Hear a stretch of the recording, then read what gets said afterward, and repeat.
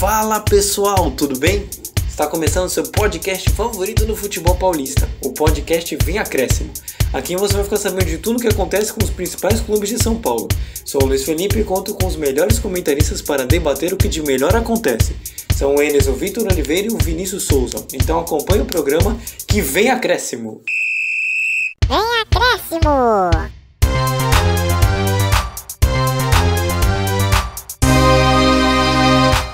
E já vamos começar aqui com o nosso podcast Vem Acréscimo. Agora a gente tinha feito uma gravação e eu tinha errado, mas agora tá tudo certo.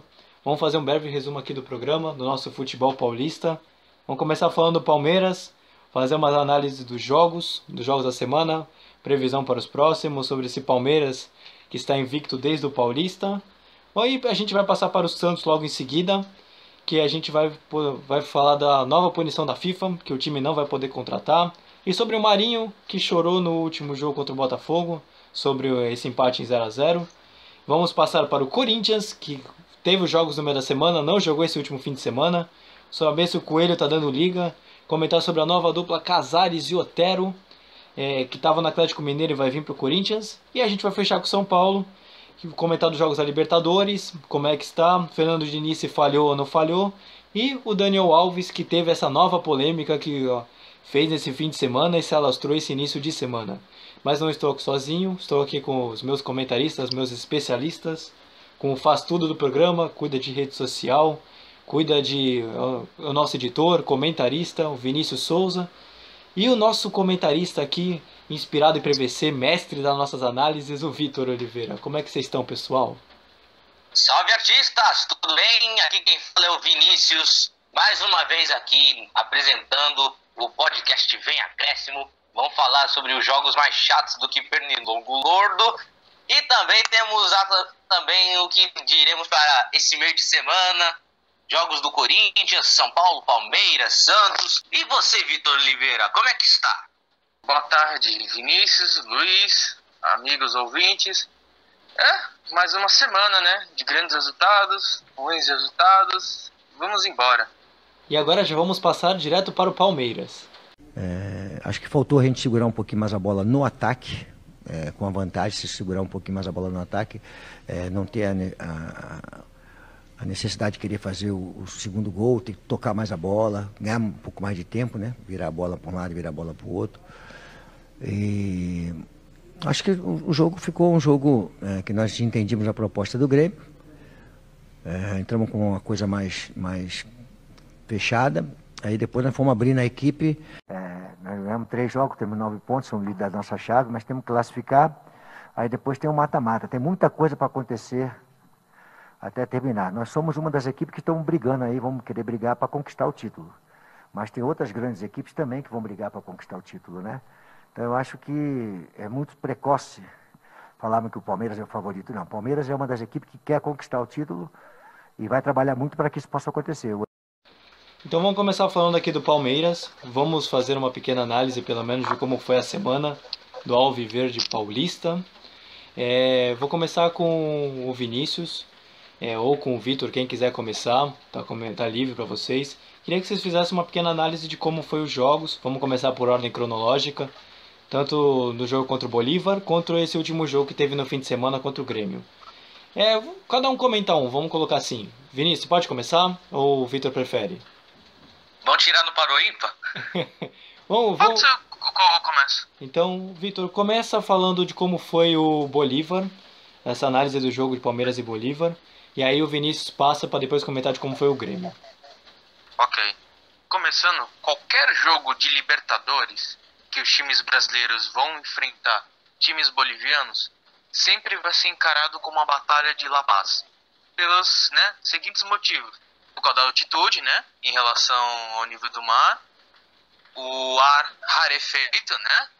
E os sintomas são as dores de cabeça, tontura, tudo aquilo que amantes de futebol já conhecem. E o jogo começou bem disputado.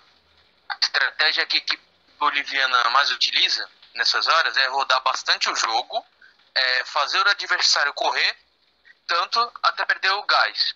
Sendo assim, eles partem para cima, aproveitando a fragilidade dos outros times com os motivos que eu falei anteriormente. O Palmeiras jogou bem. Ótimo trabalho do Lucha, diga-se de passagem. O primeiro gol saiu em uma roubada de bola de Marcos Rocha, lançamento para Rony e pênalti pro Palmeiras devido ao rapa que o zagueiro boliviano deu no Rony. Bigode na cobrança, gol do Palmeiras, 1-0. Já no segundo tempo, o segundo gol foi um golaço do Gabriel Menino, fazendo um acréscimo. Parabéns pelo garoto, né? Convocação merecidíssima, fazendo que a maioria dos jogadores não fazem com frequência, seja na altitude, em qualquer estádio ou qualquer jogo no futebol brasileiro, que é arriscar chutes de fora da área. O Bolívar descontou, né, em uma cobrança de escanteio, 2-1, e no final das contas foi um grande resultado do Palmeiras na altitude, pelo importante passo pela classificação antecipada na Libertadores. E só uma curiosidade, Luiz, o Palmeiras derrubou uma invencibilidade de 37 anos do time boliviano contra times brasileiros.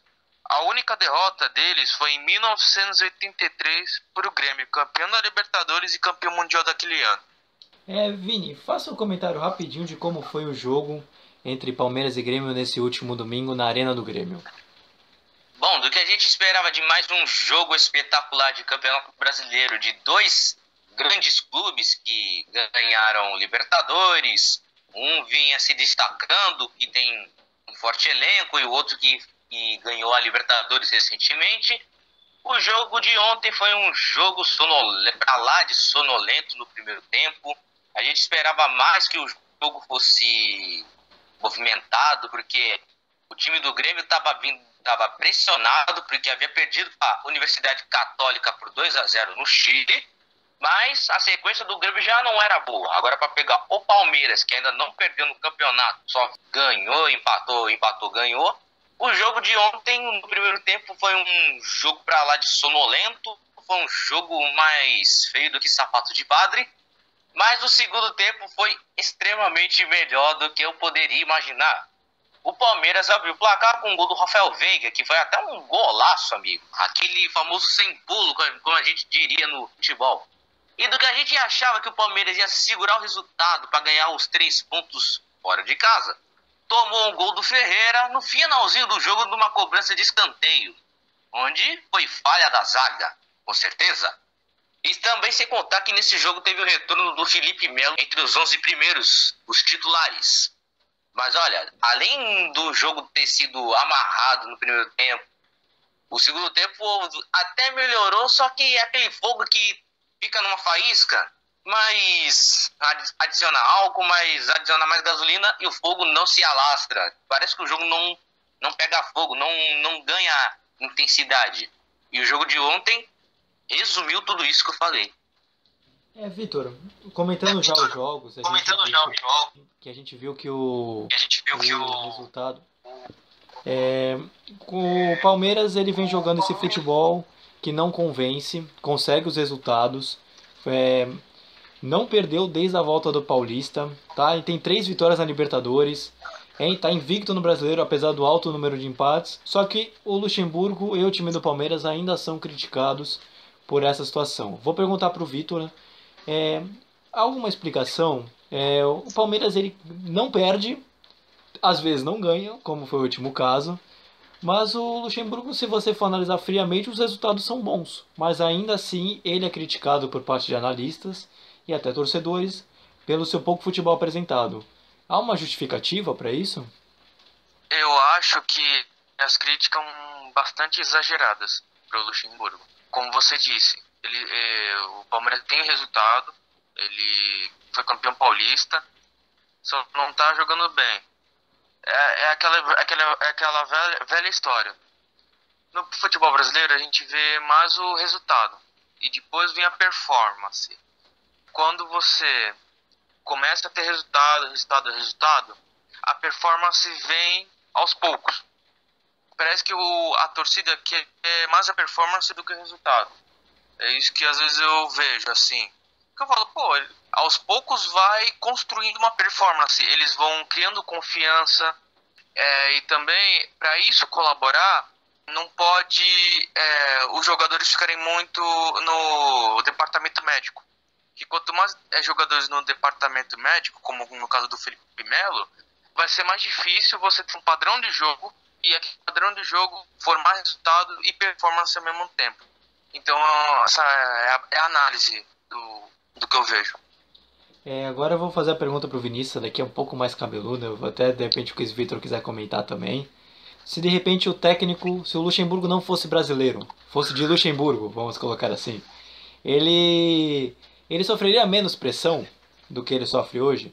Porque essa pergunta está um pouco enganchada com a que eu falei que o Vitor explicou muito bem. Eu também acho que a crítica é exagerada. Eu acho que, por mais que ele seja um treinador super consagrado, maior campeão da história do Campeonato Brasileiro, pelo menos de pontos corridos, ele tem um currículo que fala por si só, mas ainda assim, acontece qualquer coisa, positiva ou negativa, o Luxemburgo é assunto. Se ele fosse estrangeiro, que nem é o Torran, foi o Jorge Jesus, que está de volta de Portugal, é o Sampaoli, você acha que ele sofreria menos pressão do que sendo brasileiro, ou pelo menos uma idade de 70 anos? Ele já é um senhor também, já.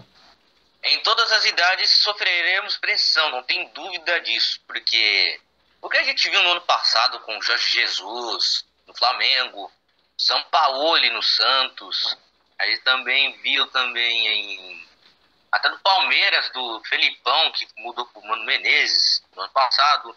Do que a gente viu no ano passado é assim, 3 treinadores com ideias de jogo extremamente diferentes, só que tem o mesmo estilo, que é ofensivo. Quando você faz um gol, você vai lá e busca mais um, até construir o placar de 2, 3, 4, até 5-0. E sem contar que a maioria das vezes os adversários não tem nenhum fôlego assim para trocar passes, não tem fôlego para atacar. Mas do que a gente viu também, no passado também reflete para esse ano, assim, que em 2020 continue Desculpa, tivemos uns problemas técnicos, mas vamos voltando aqui. Se Luxemburgo fosse estrangeiro, ele não sofreria tanta pressão assim. Porque, na minha opinião, sofrer pressão, quando você tá com um aproveitamento de mais vitórias e empates e nenhuma derrota, eu acho um tremendo exagero. Mas a torcida, o que a torcida cobra é bom futebol, é bom desempenho em campo. Do que eles não toleram é jogo feio com uma vitória suada e jogadores não mostrando nenhuma raça em campo. Aí fica feio de se ver. Então, não pode comentar. Foi mal, é que assim, eu acho que pressão existe em qualquer lugar, ainda mais num clube como o Palmeiras. É que eu acho que a única diferença assim, do Luxemburgo, do Domenech pro Jorge Jesus é que o Luxemburgo já tinha uma história no Palmeiras assim. Entendeu? É por isso. E o Jorge Jesus e o Torrinho, eles foram estrangeiros que estavam começando a trajetória. O Luxemburgo não, ele já tinha uma história feita já. Pode ser também, é uma justificativa. Eu acho que é até um motivo plausível, porque a gente nunca viu o Jorge Jesus e o São Paulo tomando essa pressão toda. Mas já vou passar aqui já as próximas rodadas do Palmeiras. O Palmeiras vai ter nesse meio de semana o jogo contra o Guarani. Aquele Guarani mesmo, para de repente quem não lembra, aquele que eliminou o Corinthians, tá? De repente não se confundir. Tá no grupo, quarta-feira, 9h30 da noite, dia 23, fora de casa, de novo. Mesmo caso contra o Bolívar. E no domingo, 27, 4 horas, enfrenta o todo-poderoso Flamengo, que está numa fase também que só te falar. Queria que vocês dois fizessem uma análise, vou pedir para começar com o Vinícius dessa vez, como o Vitor fez o último comentário. O que esperar desses dois jogos? O que a gente pode esperar do Palmeiras e também dos seus adversários? Do que a gente espera desse confronto entre Guarani e Palmeiras é que será um jogo pegado, porque o time do Guarani é um time embaçado que, meu amigo, não é à toa que eles eliminaram o Corinthians na primeira fase. Mas olha, os caras também é um time bem armado, treinado por um técnico argentino até. Vai ser uma tarefa difícil, ainda mais jogando no Paraguai. Agora no jogo entre Palmeiras e Flamengo será um jogo truncado, porque é um Flamengo que tá embaçado, digamos assim, internamente, porque tomou de 5-0 5. contra o Del Valle e tem diretoria que tá falando que não pensa em demitir o Domenech só porque tomou de 5-0 do Del Valle. Mas a tendência é que o jogo seja extremamente pegado, ainda mais contra o Flamengo, que é o atual campeão brasileiro. Ô, Vitor, você tem alguma ressalva para colocar? O primeiro jogo do Guarani versus Palmeiras vai ser um bom jogo, porque olhando assim o grupo do Palmeiras na Libertadores, é só o Guarani que é o adversário que pode bater de frente com o Palmeiras em relação aos outros, que é o Bolívar e o Tigre, se eu não me engano. Então vai ser um bom jogo lá no Paraguai. Agora, Palmeiras e Flamengo, a minha expectativa é que seja um grande jogo. Vai ser muito diferente daquele Palmeiras e Flamengo do ano passado, que teve os 3-0 do Flamengo lá no Allianz. Vai ser muito diferente. E foi aquilo que o Vinícius falou. Vai ser um jogo bem truncado.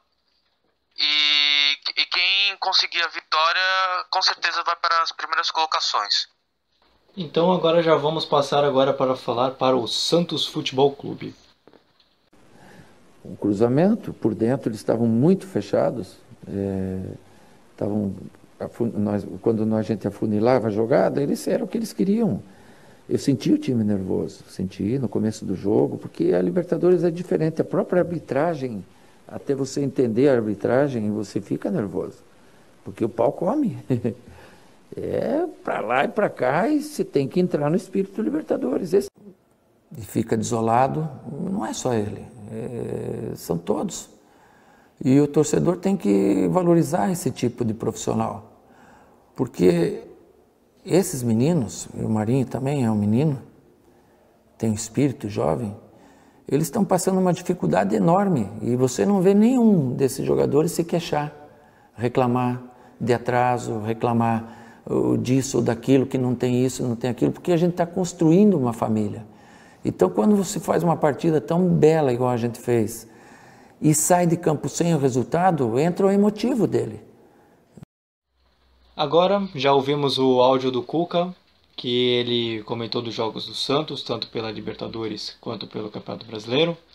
Vou pedir para que dessa vez, como o Vitor começou da última vez, vou pedir para que o Vinícius pelo menos comece falando, pelo menos como foi o jogo da Libertadores. Qualquer coisa o Vitor ele faz uma análise melhor do Campeonato Brasileiro, jogo contra o Botafogo. Vini, comenta como foi o jogo. O Santos teve 2 empates em 0-0, né? Nenhum deles agradou a torcida, mas não deixa de ser 2 resultados importantes, assim, pelo menos não perdeu. E eu queria que você fizesse uma pequena análise de como foi o jogo do Santos e Olímpia, por favor. 2 jogos que foi de dar sono. A gente estava acompanhando o jogo, mas meu Deus do céu, deu sono de se ver. Bom, 2 empates em 0-0 com 2 lições a se prestar atenção. A primeira, Santos e Olímpia, a Vila Belmiro. Todo mundo conhece a Vila Belmiro, há quem diga os santistas, né? Palco de grandes títulos, a Terra do Rei, e também que teve mensagem do rei dando a bênção para o Marinho nesse dia. Mas essa bênção não saiu pela culatra, porque o Marinho pouco apareceu no jogo contra o Olímpia e não conseguiu tirar o 0 do placar. O jogo foi extremamente lá e cá, mas foi um jogo pra lá de amarrado.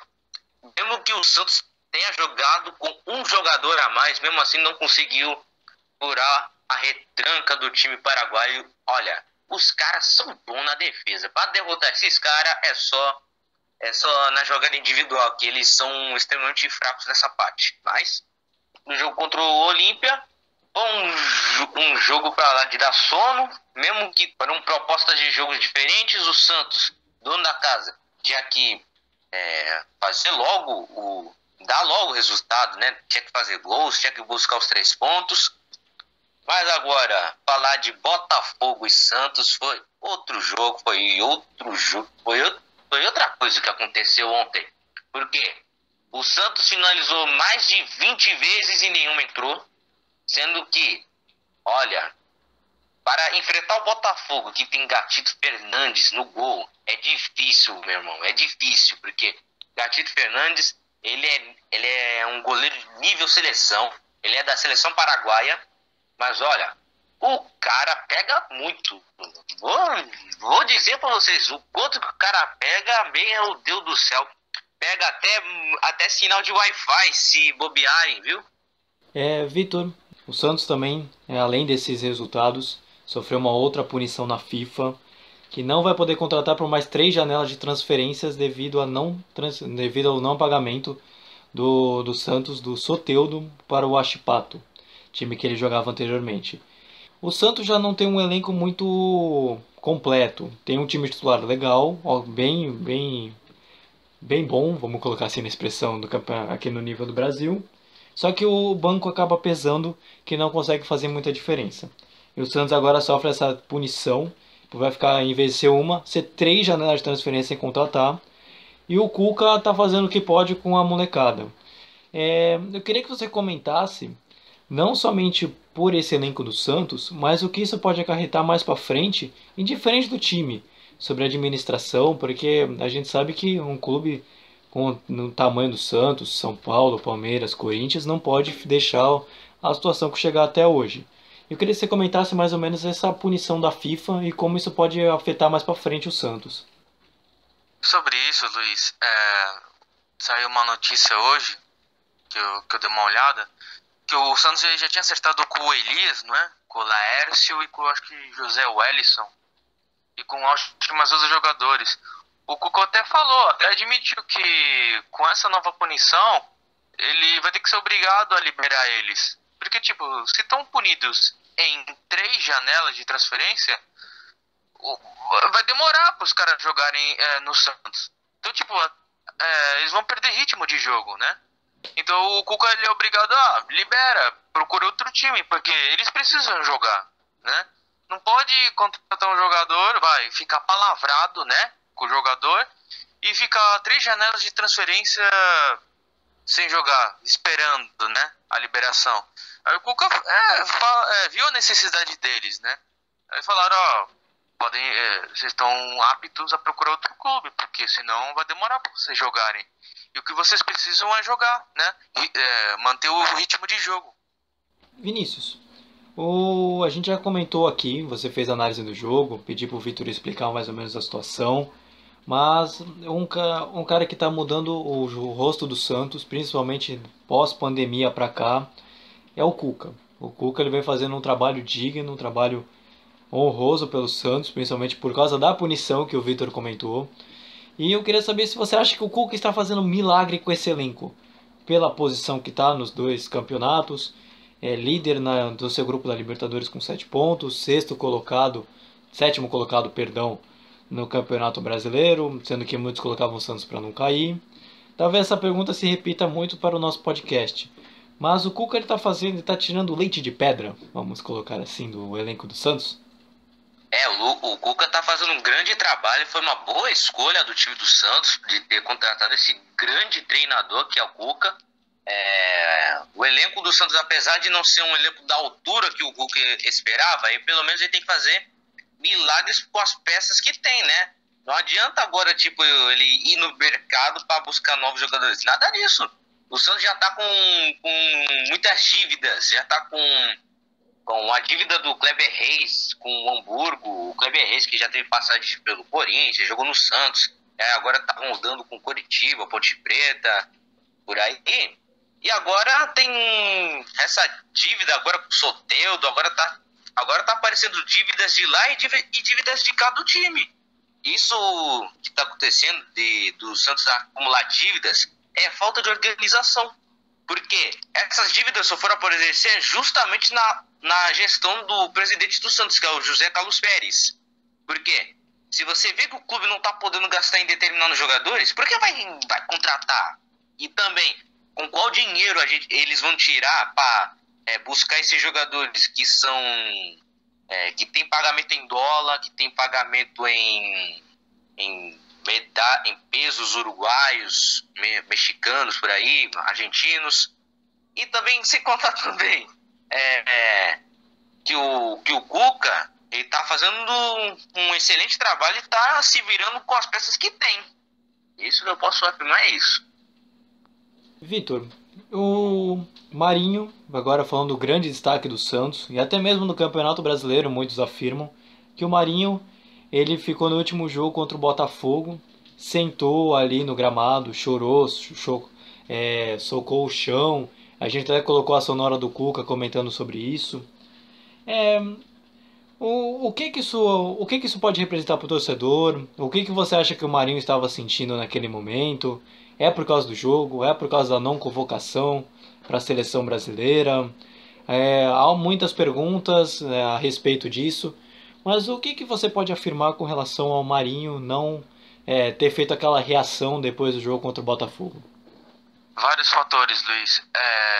Primeiro, pelo jogo, né? O jogo foi muito bem jogado, o Marinho teve grandes chances, infelizmente acabou a bola não entrando. Então o jogador sente a partida que fez e pensa no que poderia ter feito. Outra questão é da convocação. O cara sabe que está jogando muito, o cara sabe que é notícia em todo o país e ele sente que não... O que eu fiz para não merecer uma convocação? Ele deve ter pensado. A terceira questão que eu faço. Aquilo que ele fez é para a torcida ver como o cara é comprometido, como o cara se doa para a instituição. Tem o lado do jogador, o lado do profissional, mas também tem o lado da pessoa. E aquilo ele estava refletindo, né? Sobre essas coisas que a gente acabou de mencionar. Agora já vou passar aqui o próximo jogo do Santos nesse meio de semana. O Santos vai jogar pela Libertadores da América contra o Delfim, fora de casa. Para muitos o time mais fraco do grupo, mas ainda assim é no Equador, tem a questão da altitude. E eu vou perguntar, dessa vez não vou fazer a troca, vou perguntar para o Vitor de novo, que aí quando chegar no Corinthians eu vou passar para o Vinícius. O Santos está na primeira colocação com 7 pontos e o Olímpia está em segundo com 5. O Delfim, falta saber como está a questão do jogo, mas pela Libertadores não é um time que provavelmente vai conseguir se classificar e ir muito longe no grupo. Tanto que está com um empate só com 1 ponto em 3 jogos. É a partida perfeita para o Santos se classificar. É o jogo que o Santos precisa para poder passar, porque agora vai chegar já no 4º jogo. E o Santos vai ter 2 jogos fora de casa, contra o Olímpia e contra o próprio Delfim. Então, essa partida para o Santos é muito boa, uma oportunidade de ouro, porque uma vitória ele já antecipa a classificação dele e melhora a situação da Libertadores. O Santos é mais time, né, que deu fim, e como é que eu posso dizer, tem tudo aquilo da logística, né? Ele tá jogando fora de casa, na altitude. Espero que o Santos tenha um planejamento, né? Porque a sorte que eu me lembrei agora, em relação do jogo do Botafogo para esse, tem a volta do Soteldo, né? O Soteldo não jogou contra o Botafogo porque estava suspenso, mas ele vai estar prontinho para o jogo contra o Delfim. Ou seja, é um reforço, né? Com nome que tu já pensa, opa, Soteldo não jogou outra partida, mas vai jogar essa, então vamos ver o que acontece. Olha, eu acho que o Santos vai ganhando o Delfim e vai encaminhar a classificação, tranquilo. E agora já vamos passar para o Corinthians agora, vamos falar do Coringão. Foi uma situação que a gente vem treinando e deu certo, né? Tem que passar confiança para os caras, eu jogo junto, eu tô junto com eles e o que eu quero passar para eles é a situação de confiança. É só isso, eu quero que eles voltem a sorrir, voltem a ter alegria. O Corinthians é assim mesmo, eles mesmos falaram quando acabou o jogo. Começando já com o Corinthians, já ouvimos um pouco do treinador interino do Coelho, Diego Coelho, e já vou começar perguntando para o Vinícius sobre o jogo do Corinthians no meio de semana que ganhou do Bahia, que por acaso teve até uma questão de rivalidade entre 2 emissoras aí, não sei se posso falar o nome, de Libertadores e Campeonato Brasileiro, mas tudo bem. Mas o Corinthians, ele jogou melhor, mostrou um pouco mais de futebol, aparentemente, fez 3 gols, por acaso, uma coisa que o Corinthians não está muito habituado. Tem um dos melhores ataques do campeonato. E já vou começar com o Vinícius para fazer essa análise desse jogo. E o Corinthians não está muito acostumado, né? É um time que faz muito gol e acaba sofrendo bastante. Mas, fala aí, Vini, qual é a sua análise que você faz para esse jogo? Por uma coisa é verdade. E o Corinthians está fazendo gol e mais gol. Por incrível que pareça, teve dedo do Thiago Nunes nisso. Embora ele esteja longe do Corinthians nesse exato momento, sim, senhor, teve dedo do Thiago Nunes. Porque ele prometeu um time mais rock and roll e tá dando um time que ataca mais que defende mal. Mas isso é passado. Mas o presente é isso. O Corinthians é que tá atacando pra valer. Mas nesse jogo contra o Bahia foi um jogo mais nervoso do que gato em dia de faxina. Porque eram duas equipes que precisavam vencer para se afastar da zona do rebaixamento, que é aquela zona que ninguém quer estar, e muito menos quer habituar por ali. E foi um jogo marcado pelos primeiros gols de alguns atletas. Otero marcou seu primeiro gol com a camisa do Corinthians, sem contar do desvio que teve do atacante Gilberto no primeiro gol. O primeiro gol do Rony, o Rony que é da base do Corinthians, tem 21 anos e marcou seu primeiro gol como profissional. Nino Paraíba, que é lateral direito do Bahia, marcou seu primeiro gol no Campeonato Brasileiro, por incrível que pareça. O Gil marcou seu primeiro gol no Campeonato Brasileiro. E o Saldanha, que eu acho que marcou seu primeiro gol ou profissionalmente ou também no Campeonato Brasileiro. Mas pesquisas podem desmentir isso para mim. Mas o que importa é que o Corinthians ganhou 3 pontos na conta, aliviou-se um pouco da pressão. Mas a pressão não está tão controlada assim, porque vai pegar um outro rival que também está decolando, né? De um rival que estava na lanterna, contratou Jair Ventura e fez o favor de ganhar partidas, ganhou até do Fluminense ontem, que é o Sport. Corinthians agora vai encarar o Sport fora de casa. Ih, meu amigo, Jair Ventura, Corinthians, Sport, vai ter lei do ex, sim ou não? Aí eu deixo a pergunta para vocês. A gente já vai comentar um pouquinho desse jogo, vamos começar com outros assuntos, mas a gente já vai passar para esse jogo do Sport. Mas agora eu vou perguntar para o Vitor. Foi só um jogo, realmente. Foram 2, considerando que o Corinthians quando perdeu do Fluminense. Mas o Vinícius já tinha comentado sobre a maior atitude, você, Vitor, também da maior atitude do Coelho à beira de campo. E já foram 2 jogos e já teve uma certa evolução do time. O Coelho já tá dando liga, o Coelho já tá conseguindo dar uma cara. Talvez porque a diretoria também tá querendo um treinador. Mas você acha que daqui a alguns jogos, ou até mesmo nesse jogo contra o Bahia, já deu uma cara mais ou menos do que o Diego quer dar para o time do Corinthians? Em relação ao Coelho, a diretoria tem expectativa nele. Eles confiam no Coelho. E os jogadores também, né? Confiam bastante nele. E eu acho que nessa partida teve o dedo do Coelho em relação às 2 substituições. Foi a do Xavier e do Rony, que o Vinícius acabou de comentar. Bom, olha, esse jogo foi o jogo dos desesperados, né? O Corinthians com a chance de voltar a ganhar em seus domínios e o Bahia com a missão de não perder, mas tentar uma recuperação nas suas colocações na tabela. Ele começou com mudanças, né? Além do Fagner e o Danilo Avelar, Xavier e Rony, né? Porque o Fagner e o Danilo Avelar foram expulsos contra o Palmeiras. E o Bahia, com o Mano Menezes, né? Em busca de atormentar os lados do Parque São Jorge. Foi um bom jogo, né? Bem disputado, bem jogado, várias chances criadas, bem como o Vinícius disse. O Corinthians acabou sendo mais eficiente do que o Bahia nas jogadas. O Danilo Avelar salvou um gol certo do Bahia e o Cássio em chute do Juninho Capixaba. O primeiro gol foi do Otero, em rebote no escanteio contra o desvio da zaga, o Gilberto, né? O Rony ampliou em golaço, em chute da intermediária, em boa jogada do Lucas Piton. O Nino Paraíba, né? Em rebote no escanteio, diminuiu o placar. Isso tudo no primeiro tempo, bem agitado. No segundo tempo, começou com os times tentando em busca de alcançar os gols adversários. Aos 15 minutos, O Gil, em cobrança de escanteio, deixou o placar mais tranquilo e favorável para o Timão. Depois desse momento, o Bahia fez uma pressão, um abafa, para buscar o resultado.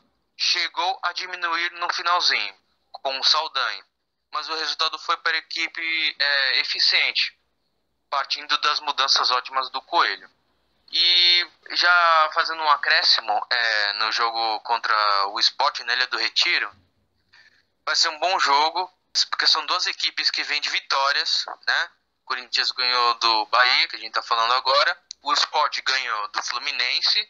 O Vinícius colocou bem a questão da lei do ex, mas eu não me lembro quem é que está jogando no Sport, que foi do Corinthians, só me lembro do Jair Ventura. Enfim, vai ser um grande jogo na Ilha do Retiro, e você olhando assim, jogo Sport e Corinthians. Vai dar Corinthians, com certeza. Mas a gente tem que abrir o olho pro Sport, que está sendo uma equipe em ascensão com o Jair Ventura. Vou passar essa pro Vinícius, é algo que eu estava querendo comentar, quero muito uma análise sobre, que o Casares pode estar indo realmente pro time de Parque São Jorge. Vai ficar aquela dupla de novo de Casares e Otero, que um dia já deu certo no Atlético Mineiro. E eu queria saber do Vinícius, de repente o Vitor pode também comentar também à vontade, onde que essa dupla vai encaixar, se eles vão ser titulares, se eles vão dar certo com o Diego, como possível treinador que pode vir mais pra frente no Corinthians, porque o maior problema do Casares às vezes não é nem o problema de campo. Ele é bom jogador, decide, mas ele tem muito problema extra-campo, principalmente esses últimos tempos, que o Sampaoli realmente rejeitou o atleta. E ele pode chegar até de graça para o Corinthians. Mas, Vinícius, de repente você tiver mais informações, trazer dados, de repente da possível contratação, análise de campo, esse espaço aqui é seu, e o Vitor também pode falar também o que acha que essa é uma excelente contratação, pelo menos no campo, para o Corinthians. Bom, respondendo as perguntas, se da lei do ex, Jair Ventura já treinou o Corinthians e agora tá no Sport. Agora o outro jogador em campo assim é o Marquinhos, que ganhou a Copa São Paulo pelo Corinthians. Vocês lembram do Marquinhos, tá com uns 22 anos, agora tá no Sport e também tá sendo cara decisivo lá com o time pernambucano. Agora, a contratação do Casares vai resolver vários problemas que o Corinthians estava sofrendo no meio, que era o meio de criação, bola parada, sendo que o Otero já é um homem de bola parada, mas vai ganhar outro patamar desse nível. E também um jogador decisivo como o Casares será ótimo jogador, tem 28 anos, tem 1,77 m de altura, se não me falha a memória. E também, para se juntar a esse time que está atacando, que tem o melhor ataque do Brasileirão, será uma peça super importante, não só para o técnico Coelho, que é o técnico interino, mas também quanto ao próximo técnico que pode vir. Mas até hoje não sabemos se o Corinthians já fez contato com algum outro técnico. Muitos falam do Silvinho, do Rogério Ceni, estão falando de Zé Ricardo até.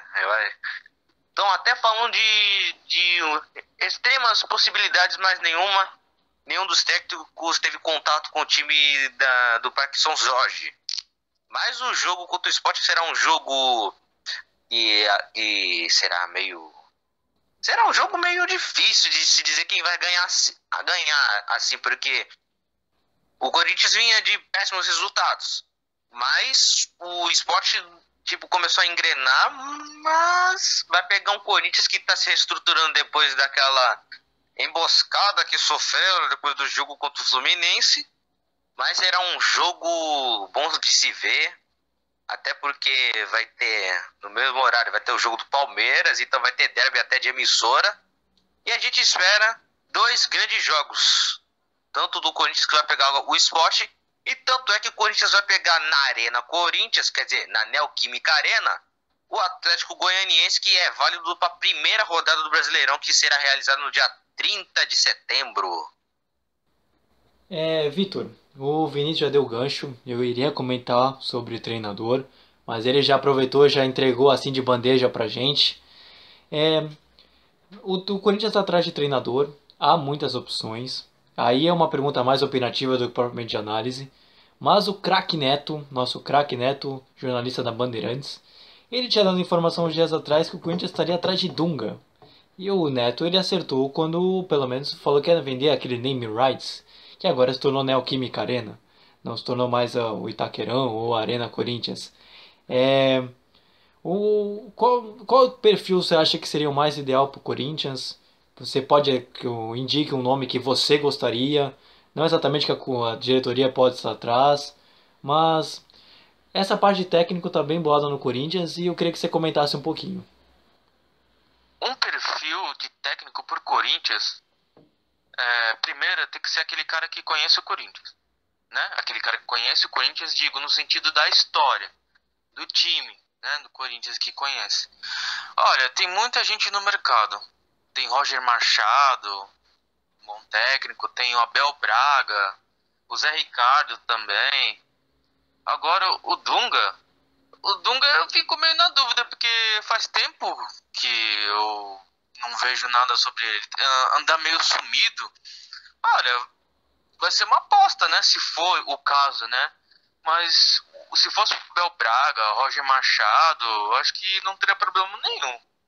Mas primeiro tem que ser aquele cara que conhece a história do Corinthians, que sabe como o time joga. Vini, eu vou passar essa pergunta para você, que agora é mais envolvendo classificação. Mas eu gostaria que você comentasse, porque o Corinthians agora parece que deu um pouco mais de liga e fugiu um pouco da zona de rebaixamento. Está atualmente na 12ª posição, se não me falha a memória, com 12 pontos, 13ª posição, com 12 pontos em 10 jogos. Ainda tem uma rodada a menos comparando com outras equipes, como o próprio Santos, que a gente comentou comentou antes, que tem 11 jogos com 16 pontos. Você acha que o Corinthians ele já está tomando uma forma e está começando a fugir da zona de rebaixamento com o Coelho? Talvez com esse novo treinador, toda a situação política. Você acha que o Corinthians ele já está começando, pelo menos nessa vitória, e vocês já comentaram que vai enfrentar o Sport agora nessa quarta-feira. Você acha que tem tudo para o Corinthians começar a, pelo menos, ficar ali no meio da tabela, tentar ganhar uma fase de mata-mata, ficar ali naquela classificação para ficar na Sul-Americana, Libertadores?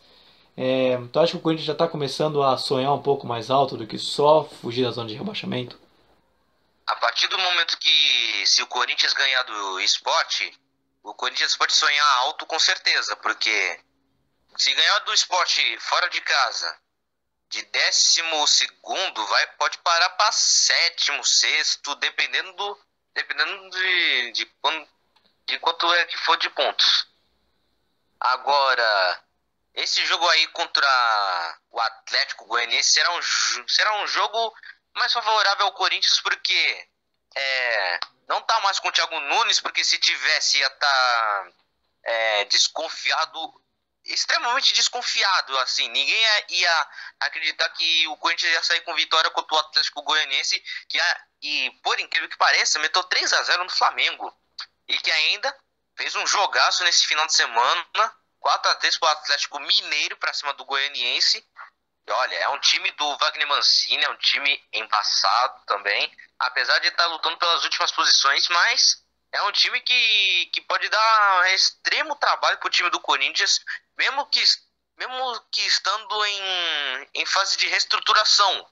Até como o Thiago Nunes havia dito, que ele estava trabalhando no Corinthians, ele está buscando novas peças, ele está buscando o que fazer com o elenco que tem. Então, esse fato dele ter sido demitido foi porque tentou peças, não funcionou. Tentou adotar um estilo, não conseguiu.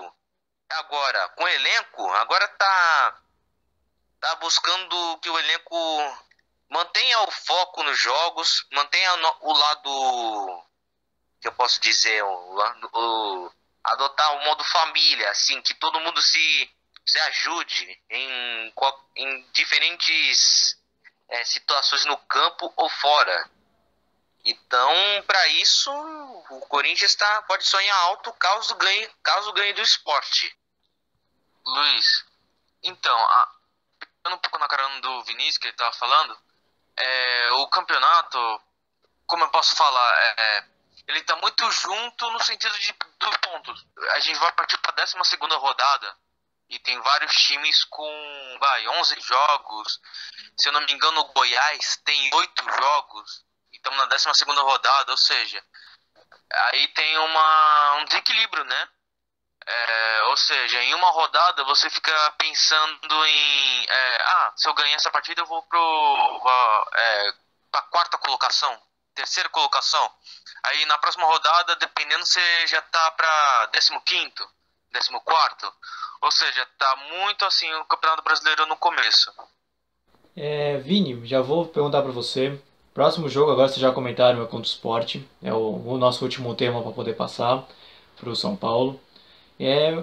Faça um comentário rápido para a gente já poder passar. O que você acha desse jogo entre Corinthians e Sport fora de casa? Nessa quarta-feira já, 9h30 da noite, lá na Ilha do Retiro. Será um jogo onde ambos dos dois podem decolar na tabela. O Corinthians tem Coelho, o Sport tem Jair Adventure. Um dos dois pode decolar na tabela, caso ganhe.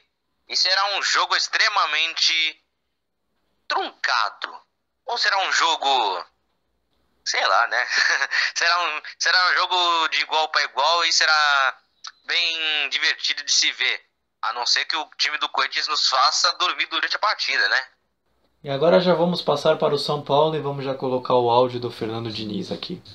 Eu acredito que nosso time tem competência para tudo isso. A gente tem condições suficientes para chegar lá no campeonato, no time, fora de casa e conseguir os 3 pontos. Até porque hoje eu vejo o fator fora de casa não tão presente por conta que não estamos tendo torcida. E acredito muito no potencial do nosso time. Já ouvimos agora, acabei de cometer uma gafezinha, eu fiquei pensando no Fernando Diniz, estava lendo sobre ele, na verdade o áudio do Igor Gomes, que a gente colocou sobre o pós-jogo do jogo da Libertadores contra o River Plate. E eu queria comentar para o Vitor, fazer uma breve uma análise desse jogo, do que ele achou da partida. O jogo foi 2-2 no Morumbi. Te dizer, o time do São Paulo alugou o time do River Plate para fazer gol. Que na verdade o jogo foi 4-0 pro River Plate, só que foi 2-2 porque eles fizeram 2 contra. Mas o jogo não foi muito animado, eu achei que foi um jogo até bem parado. Teve bons momentos. A gente comentou no programa passado que o River Plate fazia 6 meses que não jogava. Foi a primeira partida oficial. E não parecia que era a primeira partida oficial jogando o nível que o São Paulo atuou. O São Paulo a gente colocou como um provável vencedor por causa do ritmo de jogo que tinha, mas o Fernando Diniz foi criticado de novo, a gente vai comentar um pouco mais pra frente isso nesse programa. Mas, Vitor, faça a sua análise e eu queria que você escutasse um pouquinho do que você achou da partida. Olha, sobre o São Paulo tá tão naquela que, assim, precisa de 2 gols contra pra poder empatar dentro de casa. Enfim, vamos lá. A análise do jogo é que foi um jogo que o São Paulo deveria ganhar, né? Por vários motivos. O primeiro, tá jogando mais tempo que o River, né? Você falou, né? 6 meses sem jogar. Segundo motivo, o jogo foi no Morumbi, ou seja, tinha obrigação de ganhar. E o terceiro, se ganhasse, né? A situação ficaria mais sob controle em busca da classificação. Agora complicou, né? Tem que ganhar da LDU na altitude de Quito. O São Paulo começou o jogo bem até, e não demorou muito para sair o primeiro gol. Foi um gol contra do Enzo Pérez aos 9 minutos do primeiro tempo, em um chute do Reinaldo.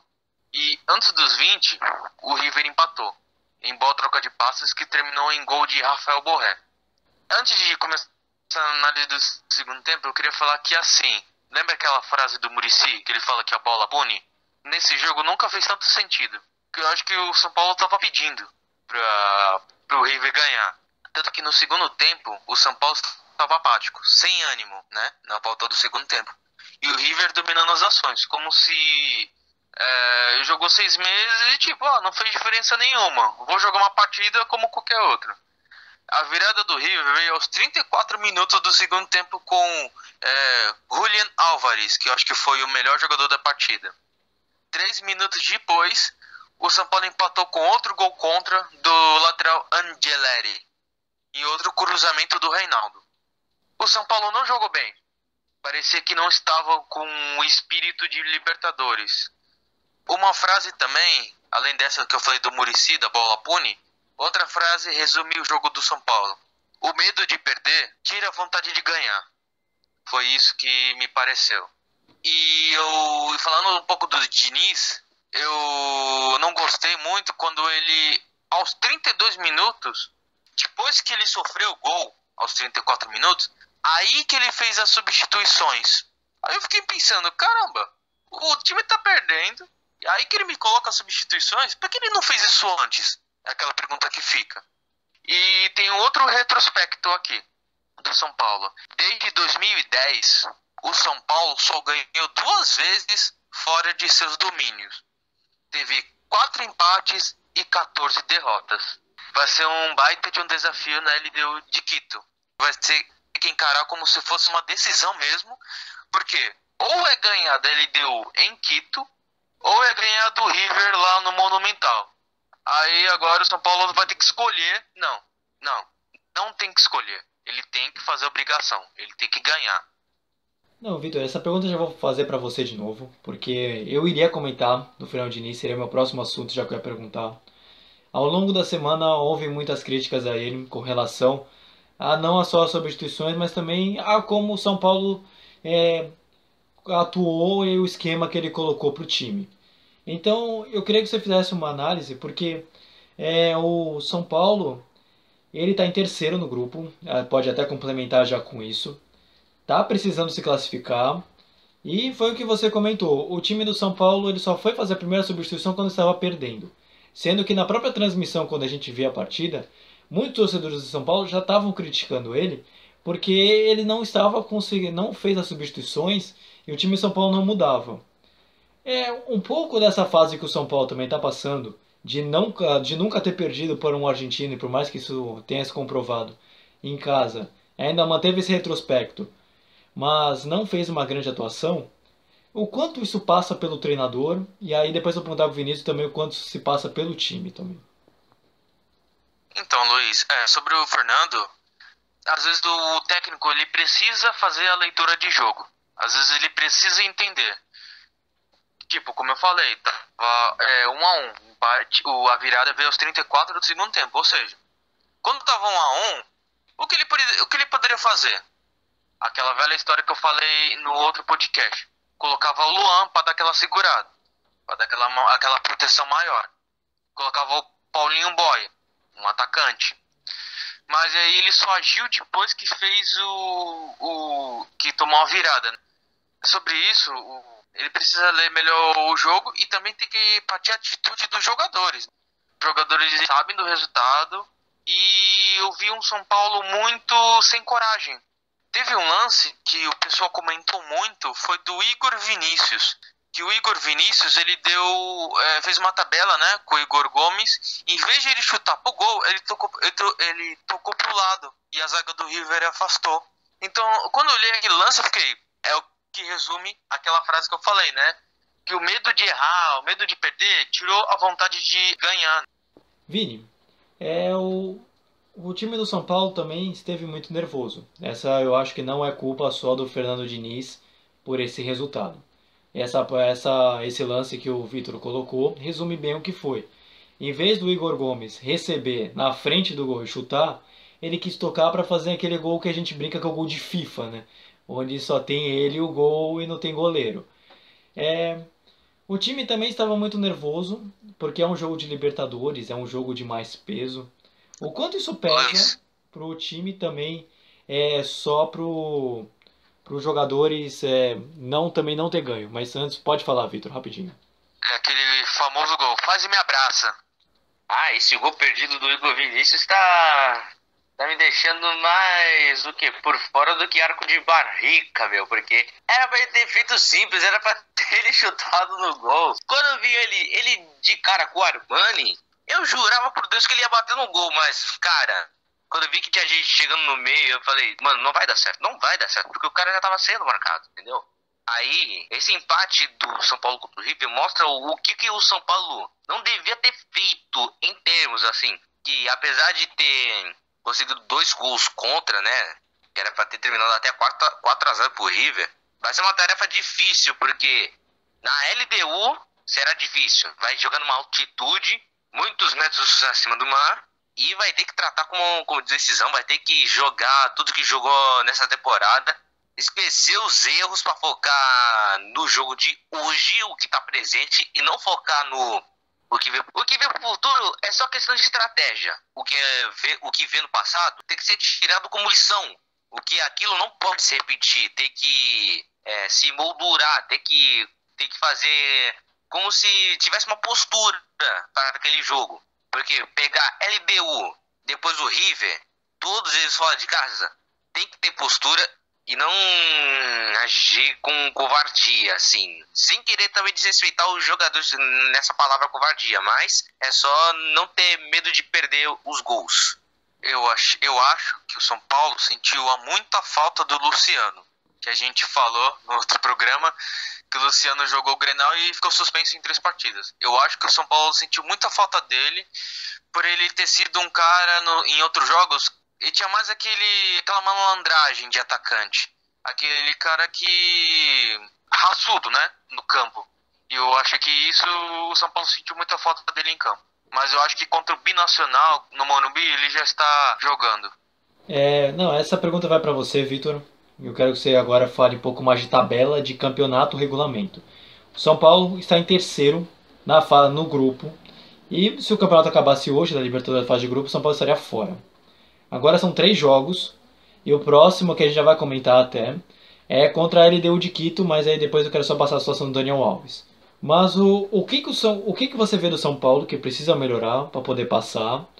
E de repente o que precisa acontecer? Porque o São Paulo deixou escapar uma oportunidade de ouro de ganhar de um time grande na Libertadores em casa, para poder mostrar que é o soberano, como é o próprio apelido que a torcida coloca.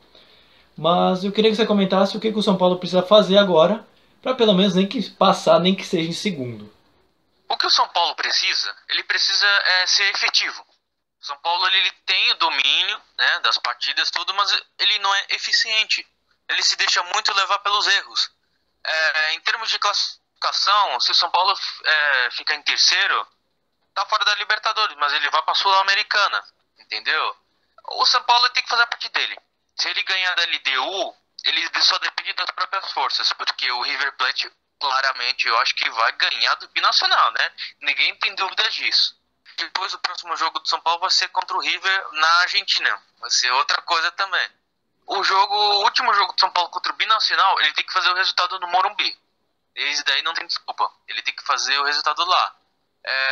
O São Paulo tem que jogar inteligente. Tem que fazer um jogo bem inteligente. Tem que ter a mística, né? O espírito de Libertadores tem que entrar em campo, porque às vezes eu penso, eu faço umas perguntas para mim mesmo, assim, será que camisa, tradição entra em campo? Ou será que tem que sair dos pés dos jogadores? Às vezes eu me pergunto, porque o pessoal assim, São Paulo, tem a mística, pode ter, e daí não tem dúvidas, mas será que entra no campo isso? É uma excelente pergunta para a gente resolver no próximo programa, porque agora já está chegando já no final. Mas eu pro Vinícius agora eu quero perguntar uma situação que não tem nada a ver com Libertadores, essa é bem recente, saiu no dia de hoje que a gente está gravando segunda-feira, que é a polêmica do Daniel Alves batucando com o problema no braço. Essa daqui eu vou perguntar pro Vinícius. O que você acha dessa situação? Eu acho muito... não vou utilizar a palavra ridículo porque eu acho que não seria o caso. Mas é muito antiprofissional de um atleta como o Daniel Alves, do calibre do Daniel Alves. Ele tá com o braço, em teoria, quebrado, fez até cirurgia. E depois aparecer no fim de semana batucando, sendo que você exige o braço, né? O antebraço. Mas eu queria que você comentasse a situação. E se você acha que ele tem que ser punido pela direção, se ele tem que tomar bronca, advertência. O que você acha que é necessário para o Daniel Alves não repetir mais, ou se você também não vê nada demais com isso? Esse foi um caso mais inusitado do que casamento de freira. Porque Dani Alves havia quebrado o braço no jogo contra o Atlético Paranaense, naquela vitória de 1-0 com o gol do Luciano. E a gente estava prevendo que o Dani Alves só ia voltar a jogar depois de um mês exatamente. Mas nesse fim de semana, quando o time já está viajando para o Equador, para pegar a LDU, que é outro que está disputando vaga para a próxima fase da Libertadores, e o cara ainda posta stories, batucando como se ele não tivesse nada do braço, sem tipóia, sem nenhum medicamento. Aí é um caso que a diretoria tem que olhar com carinho com o Dani Alves, porque a gente viu que o Raí, a gente explicou pro Dani Alves assim, por que você tava batucando e por que tava tendo aglomerações naquela sua festinha que tá fazendo. Porque, cara, é uma coisa inusitada. Eu acho que o Dani Alves pisou feio na bola. Eu não concordo com isso que o Dani Alves fez, porque isso não é coisa que um atleta no tamanho do Dani Alves, que tem 41 títulos no bolso, a fazer festinha com aglomeração, que tá batucando. Eu vou deixar até pro Vitor falar sobre isso já. Então, antes de falar do Dani Alves, eu só queria falar um negócio, eu até peço perdão, que antes depois do jogo do São Paulo e da LDU, vai ser feito amanhã em Quito, o São Paulo tem um item, o São Paulo pega o Internacional no Brasileiro, aí depois pega o River Plate na Argentina. Voltando a falar do Daniel Alves, Luiz, Vinícius, não sei se vocês concordam, mas tem que tomar cuidado do que você coloca na internet, porque não sei se foi a intenção dele colocar assim, não sei, tem várias outras explicações, mas tem que tomar cuidado do que você coloca na internet, porque hoje, o mundo digital, rapidinho, todo mundo já sabe, né? Eu achei muito despretensioso, foi uma atitude muito péssima, né? Ruim. E eu escutei, né, na verdade, a diretoria do São Paulo assim, não foi mais ou menos com essas palavras, mas foi assim, o cara tava batucando, mas é diferente do que o contato no braço. Tipo, o cara tá lá batucando, beleza. Agora um contato na Libertadores que possa quebrar, assim, eles fizeram uma comparação que eu fiquei tipo, não entendi muito o que eles queriam dizer, mas pra mim não tem que dar brecha. Tipo, o cara tá batucando, deixa. Agora quando for encontrando na Libertadores não pode. Óbvio, tem suas magnitudes, mas o cara veio de uma cirurgia, tem que fazer o repouso, né? Para ele poder ficar à disposição nas próximas rodadas. Então acho que ele teve um descuido, né, na parte do Daniel Alves. Ele não foi bem dessa vez. E a situação do Daniel Alves pode ainda ficar mais difícil do que fazer gargarejo de bruços. Por quê? Porque ele pode sofrer uma punição da diretoria, ele pode pagar uma multa, ficar alguns jogos sem participar entre os 11 primeiros do São Paulo, até que ele venha a público, peça desculpas publicamente e seguimos-nos. Ele já colocou um history acho que foi no Instagram, se eu não me engano, ele colocou uma publicaçãozinha falando que ele não... a lei 171 que não se pode mais publicar. Eu acabo discordando dele nesse assunto, porque eu acho que ele é um profissional que tem que ele trabalha com o corpo, principalmente com forma física, essas coisas, então ele precisa estar com o corpo 100%, a imagem também. Ele é uma pessoa pública, então eu acho que não foi legal, por mais ingênuo que tenha sido, que foi o que o Vitor comentou, que eu também acho que foi um pouco disso, uma certa ingenuidade do atleta em publicar isso, mas eu acho que assim, sabe, se você pode evitar, evite, porque agora estou na repercussão nacional praticamente, principalmente aqui no estado de São Paulo. Digamos que ele, como figura pública, ele tem que dar o exemplo, né? Exatamente. Exatamente isso. E agora vamos voltar para o campo. Vamos passar para o nosso... Antes de a gente fechar, o São Paulo vai jogar contra a LDU, já quando a gente for colocar, que estiver nos ouvindo, à noite, hoje à noite, para 9h30 da noite. E eu vou pedir para que o Vitor faça uma pequena análise da partida, do que esperar desse quarto jogo da fase de grupo da Libertadores da América. O São Paulo vai ter que encarar essa partida com outros olhos, né? Vai ter que jogar pra cima, tomar muitos cuidados, né? Atenção, porque não vai ser um jogo fácil. A LDU, ela viu a situação do São Paulo, ela viu que pode complicar a situação do São Paulo, então só depende das forças delas para prejudicar o time. E o São Paulo tem que estar atento a isso. O São Paulo tem que abrir o olho, o São Paulo tem que jogar, o São Paulo tem que ser eficiente, tem que tomar as mínimas precauções. O São Paulo tem que ir para cima, não pode errar. Esse jogo é uma decisão mesmo. Porque pode definir o futuro do São Paulo. Não vou dizer definir a situação dele no ano, porque, né, esse ano é um ponto fora da curva. E é basicamente essa a minha análise. O São Paulo tem que encarar como, né, um jogo bem importante. Não é qualquer time, é a LDU. Né? Espero que a LDU não esteja nos seus melhores dias. Espero que a LDU esteja, né, capengando, mas... Vamos ver se o São Paulo vai aproveitar. Vamos lá. E agora já terminamos aqui. Agora só vamos passar para o fechamento, que eu estou ansioso para a frase do Vinícius que ele vai trazer para a gente. Obrigado, pessoal, por mais essa visualização, por ter ouvido o nosso programa, pela audiência. Deixe seus comentários sobre o que achou. Agradeço ao Vitor, agradeço ao Vinícius por mais essa gravação, por mais esse programa. Siga nossas redes sociais, vão estar na descrição. Podcast Vem Acréscimo no Instagram. Nossos perfis pessoais também vão estar também, o meu, do Vitor, do Vinícius. Nos ouça pelo Spotify, só digitar Vem Acréscimo pelo Google, por onde você achar melhor, assim como no YouTube, no Anchor, Pocket Cast e Rádio Public. Estamos em muitas plataformas, você pode ouvir em vários locais. Vini, eu sei que você quer deixar a sua frase, fale aí à vontade, esse é o seu momento. É isso aí. Chegou o momento onde o pai tá on, moleque. Então, a frase do programa de hoje é essa. Deixe os caras gostarem do Neymar. Você gosta da ex e ninguém fala nada. Então é isso, galera. Estamos encerrando mais um programa. Manda seu tchauzinho, Vitor Oliveira. Tchau, tchau, galera. Valeu pela atenção. Abraço. Boa semana, gente. Valeu, Vitor. Valeu, Vinícius. Agradeço a todos que nos ouviram. Por hoje é só. E se liga o nosso programa que vem acréscimo, não posso deixar de falar. E por hoje é só e fui!